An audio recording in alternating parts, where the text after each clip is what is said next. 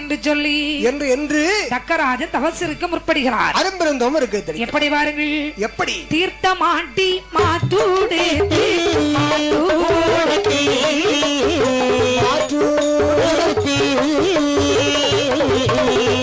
சிவனாரை மனதில் எண்ணி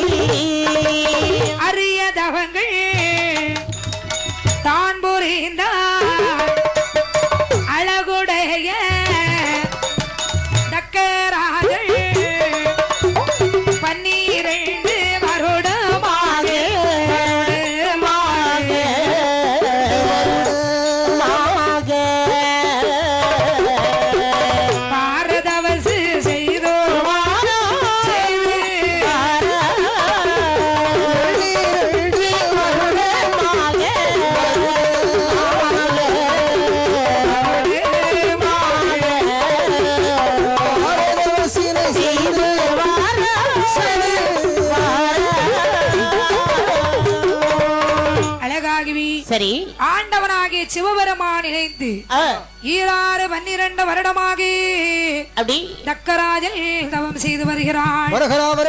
அந்த வேளையிலே இவனுடைய தவத்திருந்த பகவான் நினைக்கிறான், பெரும் தவசிநாதனாக அல்லவா இருக்கிறான். தட்சன் பெரிய ஆளு, பயங்கரமான ஆளா இருக்காரு. ஆகையாலே பக்தனுக்கு தவத்திற்கு மிஞ்சிய இந்த உலகத்துல எதுவுமே கிடையாது. ஆமா, நிறைய பேர் எது எதுக்கலாமோ தவம் இருக்கான். சிலவங்க குழந்தைக்கு தவறுப்பாங்க. இவன் எதுக்கு தவறுக்கானே தெரியலையே. கேட்டுருவான். ஆண்டவனா ஈசன் வந்து இருக்கிறான். மகனே தவசிநாதா, ஏதேதோ தக்க ராஜா எமை நினைத்து தவங்கள் செய்தார்.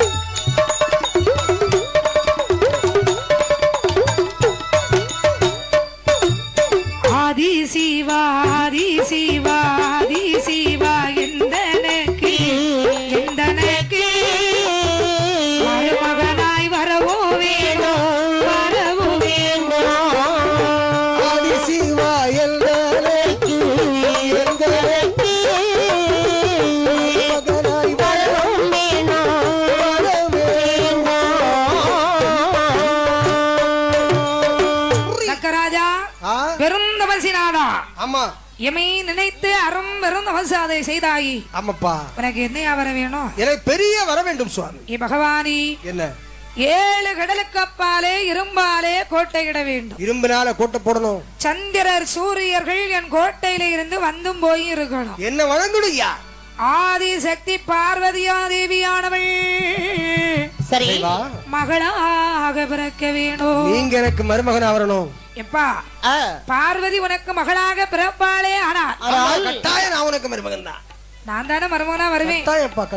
ஆகியால் சரி கேட்ட வரம் தந்தேன் என்று சொல்லி ஈசன் மறைந்தார். ஆமா, தக்கராஜனுக்கு மனசுக்குள்ள ஒரே சந்தோஷம், ஒரே குளிர்ச்சியா இருக்கு.